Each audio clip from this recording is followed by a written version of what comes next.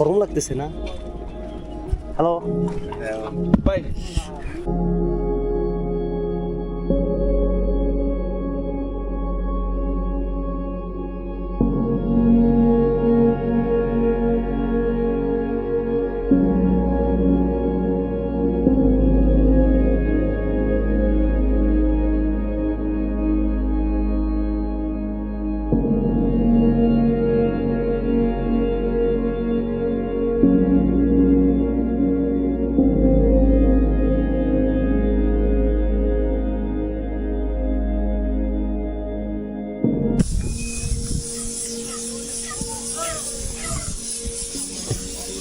তো ভাই এখন বাজে হইতেছে 11:30টার মতো, আর এখনো সব মার্কেটের দোকানগুলো ওপেন হয় নাই।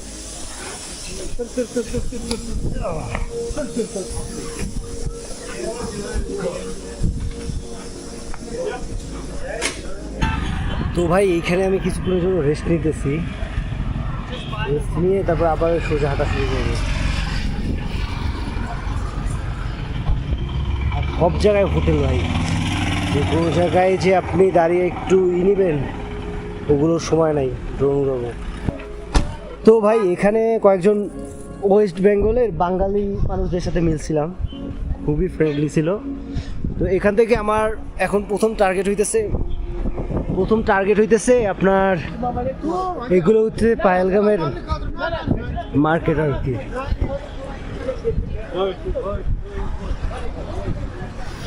বিভিন্ন ধরনের জামা কাপড়,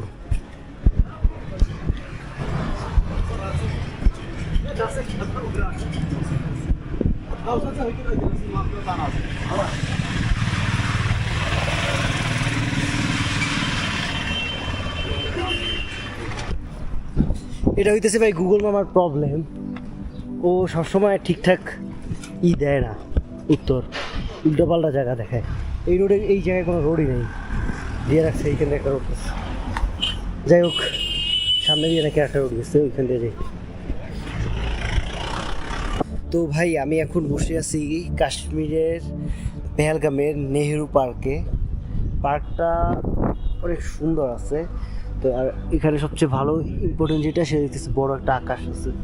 তো এইখান থেকে ড্রোনটা উড়ানো যাবে, সেটা ড্রোন উড়ে কিছু দূর নিয়ে গিয়ে আবার নিয়ে আসি। তো এখন আর কি আগে দেখলাম, এই হইতেছে এখানে মসজিদ। আমার প্ল্যান হইতেছে প্রথমে এই দিকটাতে যাওয়া দরকার, এই দিকটাতে গিয়ে আগে জায়গাটা দেখে আসি।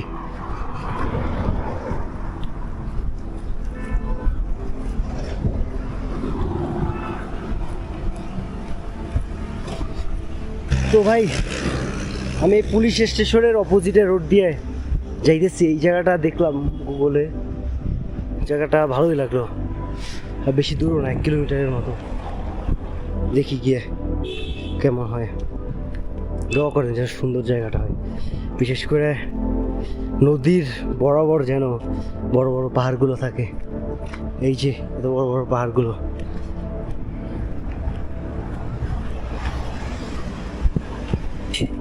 এখন আসছি এইখানে, ভাই পুরা এইগুলো দেখা যায়।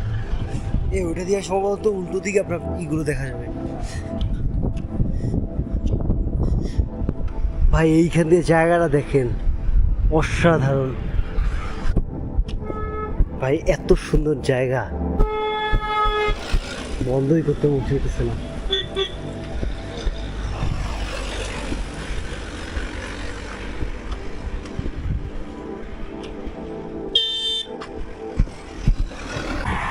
ও ভাই কি দারুণ ভাই না?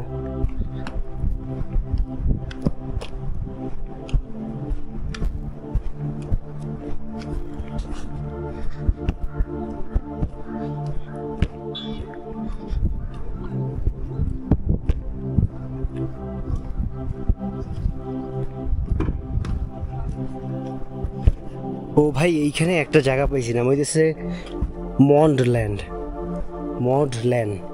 তো ওইখানে দেখি যাওয়া যায় কিনা। এখান থেকে 3 কিলোমিটার দূরে, বাট হাইটে যাব, দেখি হিচেক করা যায় কিনা। কোনো যদি থাকে যারা হিচেক নিয়ে গেলে ওইখানে হিচেক করেই গেলাম। তো ভাই সিদ্ধান্ত নিয়ে ফেলছি, যেহেতু মানলেন একটা গাঁও, এখানে মসজিদও আছে, তো ওইখানে আপনার গিয়ে থাকা যায়। তাহলে আজকে রাতে ওইখানেই চলে যাই, সামনে গিয়ে কোথাও গিয়ে রেস্ট নেবো কিছুক্ষণের জন্য। পুরা দুইও সাইড ভাই আটকানো। এই হইতেছে ভাই নদীটা। তো আমার প্ল্যান ছিল নদীর আশেপাশে, কিন্তু সামনে একটা গাঁও আছে। তো এখন কিছুটা প্ল্যান বদলাইছি যে গাঁয়ে গিয়ে সাধারণ মানুষেরই দেখা যাবে। এমনিতে এইখানে গিয়ে কিছুক্ষণ রেস্ট নেই, অনেকক্ষণ হয়ে গেছে থাকতেছি। তো ভাই একজন আঙ্কেলের সাথে কথা বলছি, উনি বলছে মন্টল্যান্ডে আপনার সব কিছু হবে, আপনার জিনিসপত্রগুলো সব কিছু কেনার মতো হবে। তাহলে আজকের ওখানে ইফতার করব, ওখানেই ই করবো আর কি।